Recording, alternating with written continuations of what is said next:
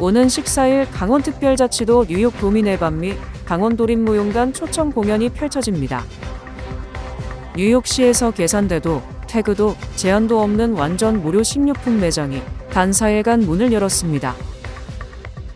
뉴욕시경이 퀸즈 플러싱 일대에서 스쿠터를 타고 다니며 20차례 넘게 강도 행각을 벌인 용의자 2명의 추적에 나섰습니다.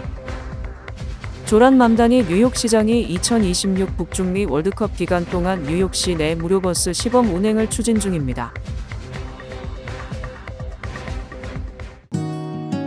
모두가 누릴 수 있는 권리, 바로 아름다움입니다. 키스는 누구나 더 쉽고 당당하게 자신의 아름다움을 즐길 수 있는 세상을 꿈꿉니다.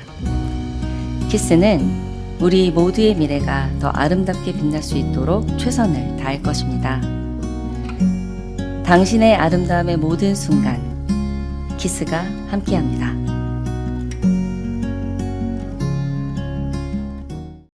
오는 14일 강원특별자치도 뉴욕 도민의 밤 및 강원도립무용단 초청 공연이 펼쳐집니다.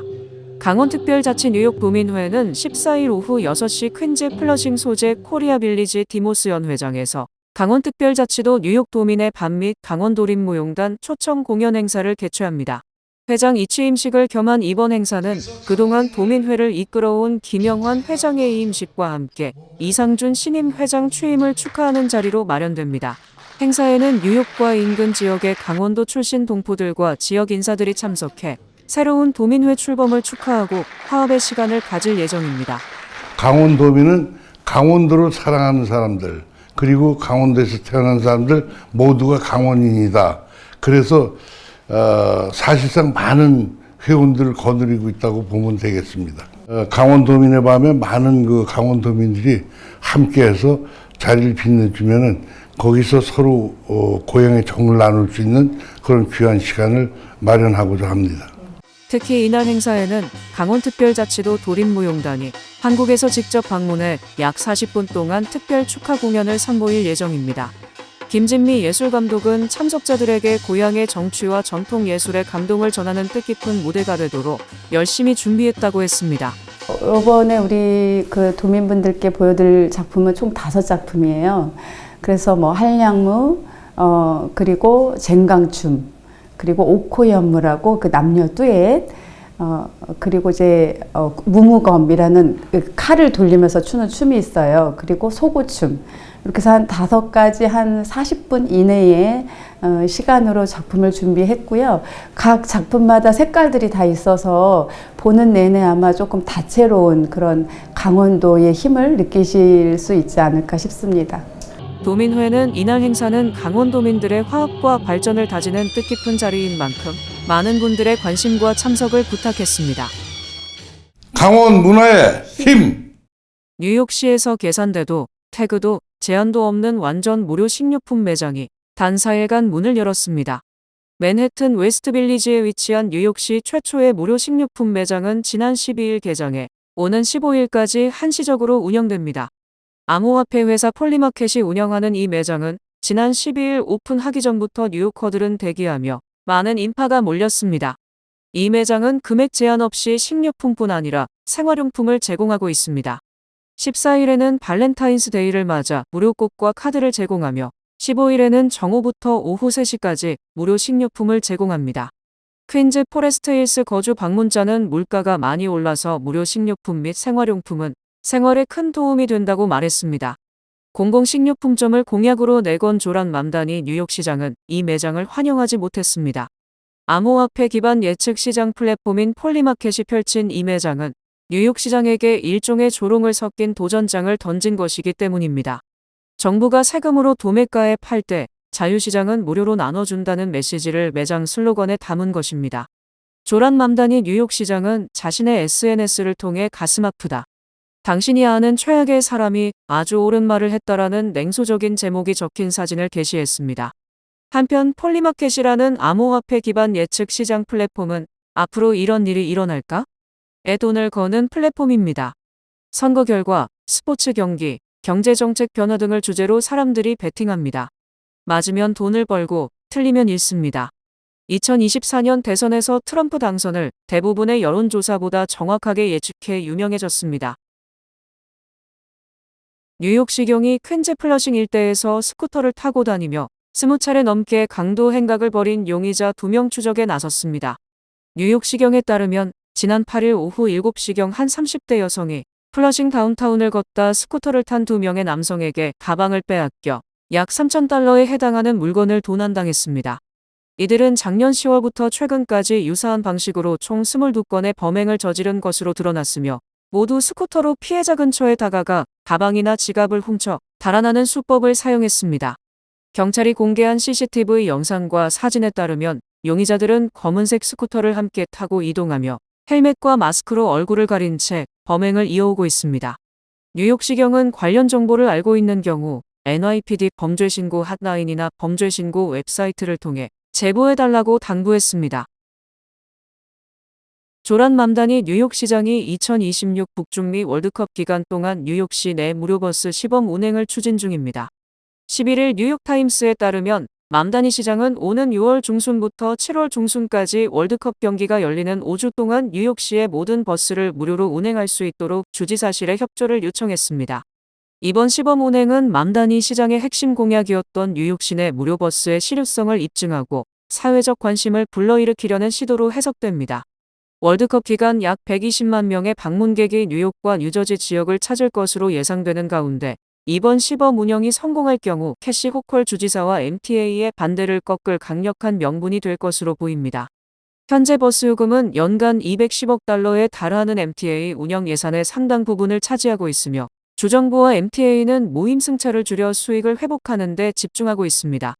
무료 버스 지지자들은 현재 뉴욕시의 높은 버스 요금 미납률이 3달러의 요금이 승객들에게 과도한 부담이라는 증거라고 지적합니다.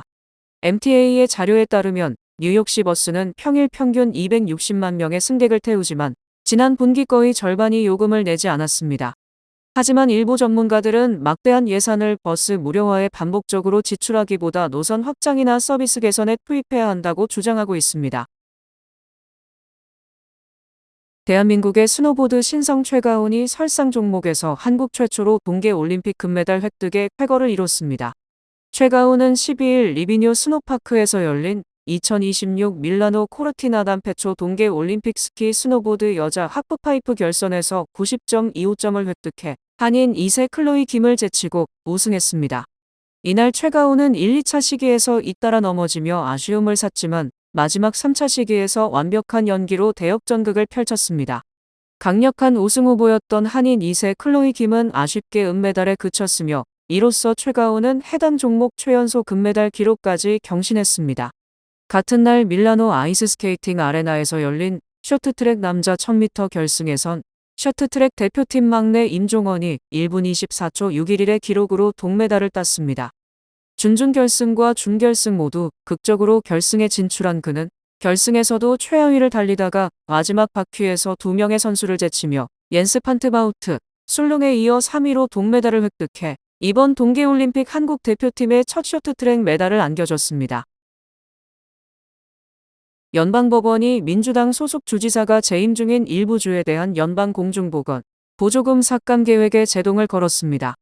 일리노이 북부 연방지방법원은 지난 12일 캘리포니아와 콜로라도, 일리노이, 미네소타 등 4개 주에 배정된 6억 달러 규모의 연방보조금 삭감 조치를 14일간 일시 중단하라고 결정했습니다. 앞서 트럼프 행정부는 이들 4개 주에 배정된 연방질병통제예방센터를 통해 집행되던 공중보건, 보조금을 축소하겠다고 발표했습니다. 해당 보조금은 성소수자와 청소년, 소수인종을 대상으로 하는 HIV 예방사업과 전염병 확산 방지 프로그램 등에 사용돼 왔습니다. 행정부는 이번 조치가 CDC의 정책 우선순위와 맞지 않기 때문이라고 설명했습니다. 그러나 대상이 된 4개 주가 모두 민주당이 주정부를 운영하고 있다는 점에서 정치적 배경이 있는 것이 아니냐는 지적이 제기됐습니다. 특히 이들 주가 연방정부의 불법 체류자 단속 정책에 반대해온 점과 맞물려 보복성 조치라는 분석도 나옵니다. 트럼프 대통령은 지난달 연방 이민 단속에 협조하지 않는 피난처 도시나 주에 대해 연방 자금 지원을 중단하겠다고 경고한 바 있습니다. 원고로 참여한 4개 주는 연방의회가 승인한 예산에 사후 조건을 붙여 삭감하는 것은 위헌이라며 본안 소송이 끝날 때까지 보조금 중단 조치를 유지해달라고 법원에 요청할 방침입니다. 연방식품의약국이 모더나의 mRNA 독감 백신 승인 신청을 거부했다는 소식이 갑작스럽게 나와서 충격을 주고 있습니다. FDA는 모더나가 제출한 승인 신청서를 검토조차 하지 않겠다면서 단호하게 반려했습니다.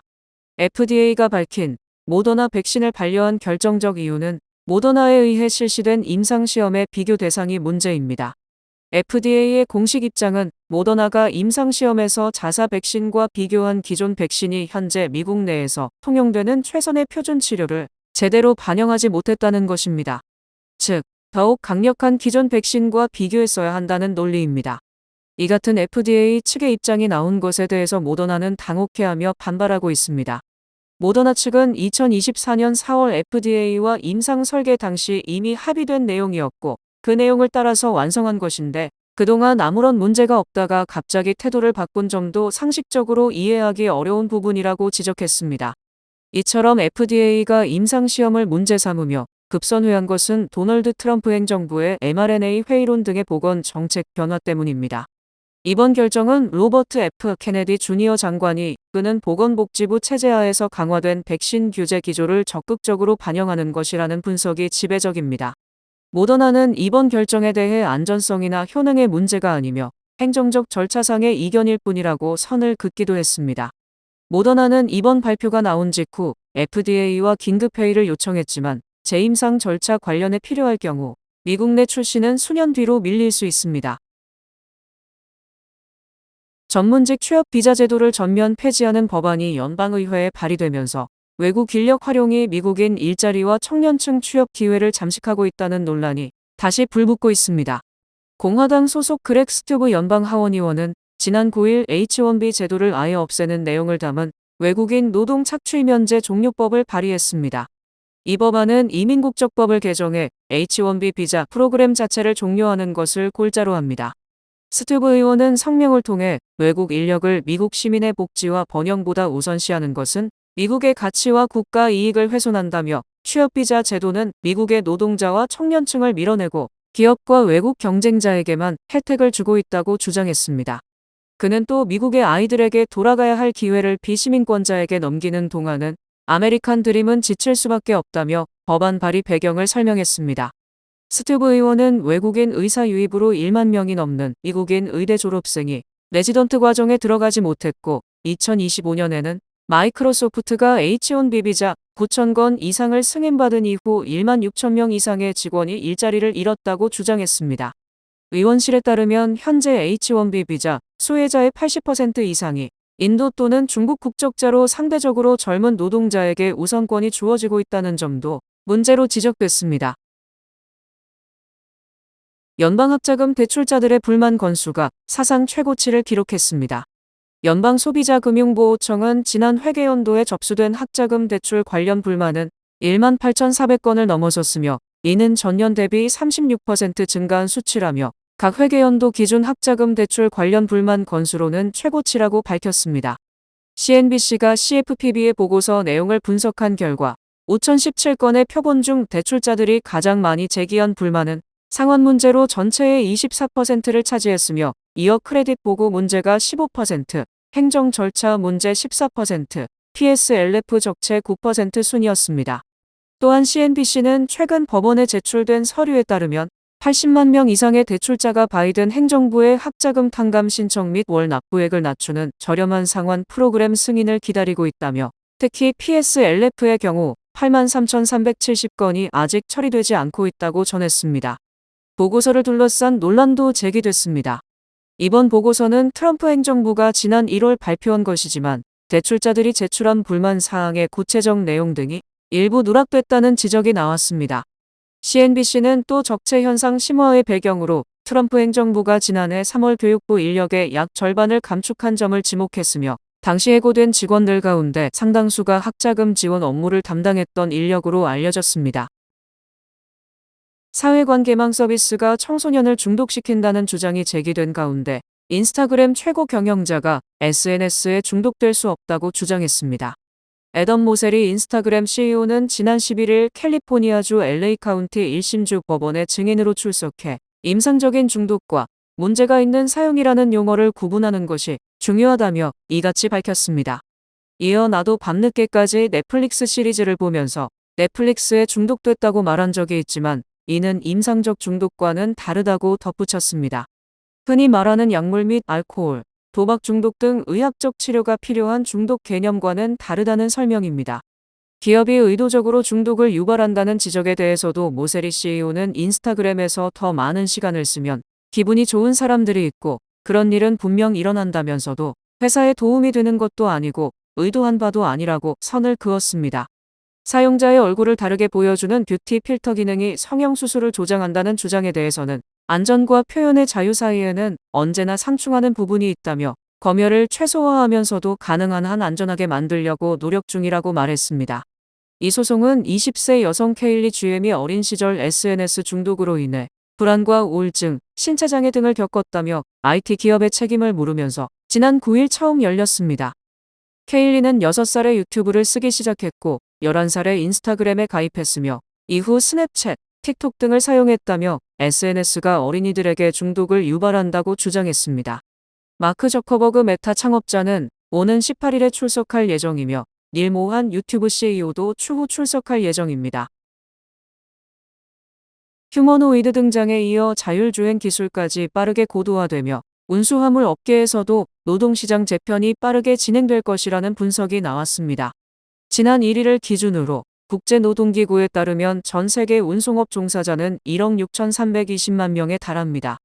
하지만 개발도상국의 택시 등 도로 운송 종사자 등 비공식 부문까지 포함할 경우 실제 종사자 수는 2억 명을 넘어설 가능성이 큽니다. 국내 운수업 종사자 수 역시 전체 근로자의 5.3%가량인 154만 명 수준입니다. 이에 따라 자율주행 도입 역시 제조업 공장의 휴머노이드 도입으로 인한 파급 효과 못지않게 운수화물 업계 종사자들에게 미치는 영향이 상당할 것으로 보입니다. 문제는 물동량 증가와 전자상거래 확산 등으로 화물 운송 시장 자체는 확대되지만 인공지능에 기반한 자율운행 차량의 증가로 시장 확대 관련 이익은 자율주행 기술 보유업체가 상당 부분을 차지할 가능성이 높다는 점입니다. 실제로 글로벌 인사이트에 따르면 글로벌 화물 운송 시장 규모는 2023년 15조 5천억 달러에서 2033년에는 22조 5천억 달러까지 커질 것으로 예상됩니다. 무엇보다 이 같은 화물 운송 시장에 자율주행이 본격 도입될 경우 택시와 같은 일반 승객 운송 대비 무인화 속도가 빠르게 진행될 것으로 전망됩니다. 실제 화물 운송은 이동 경로가 대부분 일정한 데다 도심이 아닌 고속도로 등 상대적으로 자율주행 기술로 이동이 쉬운 곳에서 운행됩니다. 자율주행 기술 고도화 또한 빠르게 진행되고 있습니다. 완전 자율주행에 이르는 과정은 1에서 5단계로 구분되는데 테슬라의 FSD 시스템을 비롯한 현재 대부분 자율주행의 차량은 3단계에 가깝습니다.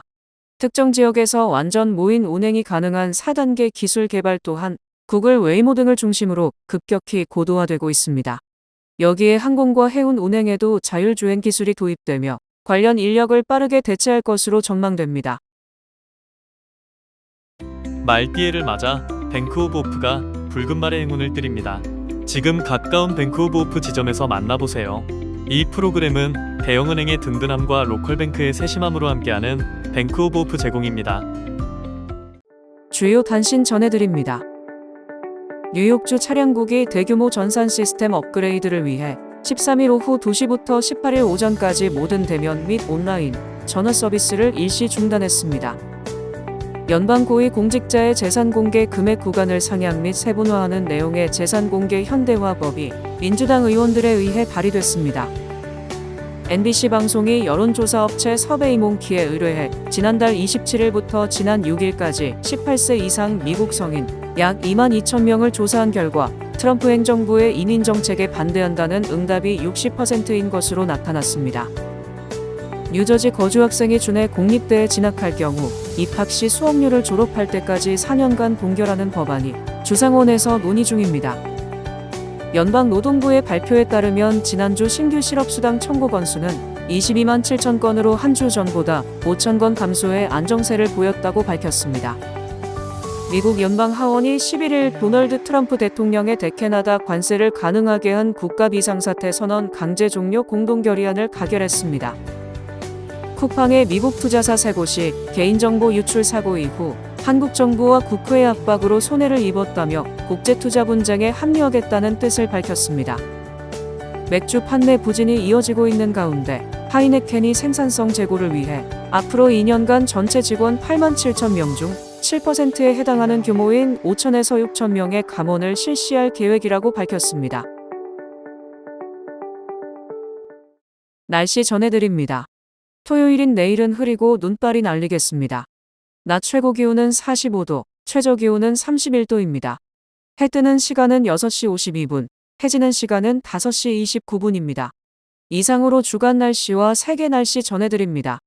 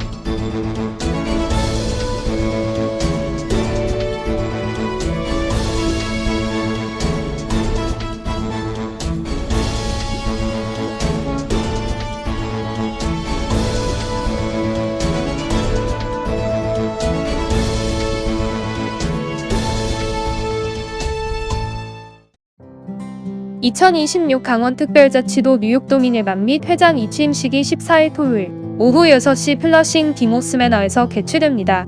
이날 행사에는 강원의 혼과 아름다움을 담은 강원특별자치도 도립무용단의 특별공연도 진행됩니다. 고향의 향수와 도민의 정을 나누는 소중한 자리에 여러분을 초대합니다. 뉴뱅크가 새해를 맞아 고객 감사의 의미를 담은 3대 특별 서비스를 진행합니다. 먼저 올해도 무료 세금 보고 지원 프로그램을 운영합니다.